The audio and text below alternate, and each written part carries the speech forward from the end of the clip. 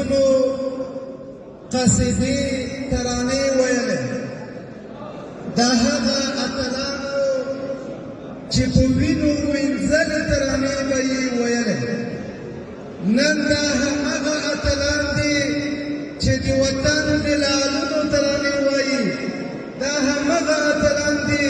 چې د وطن د جوړولو ترانې او د تشویقولو زمزمې مونږ ته کوي دې سربیره همغه اتلان دي چې یوې خوا یې دغه موږ ته د شعر په ژبه ویل چې د اشغال په وړاندې په اغزیو خوبونو ته ځان تیار کړئ همدغسې په عمل کې وکړل او نن همغه اتلان دي چې موږ ته د وطن د هېواد جوړونې پیغامونه راکوي او په عمل کې په همدې یون باندې مصروف دي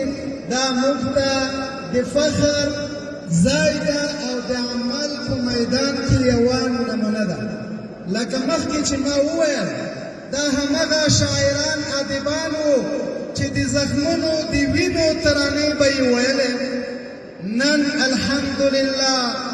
د ازادۍ د لوی نعمت ترلاسه کولو وروسته موږ داسې شاعران هم لرو چې زموږ په شونډو باندې مسکاوې وځلوي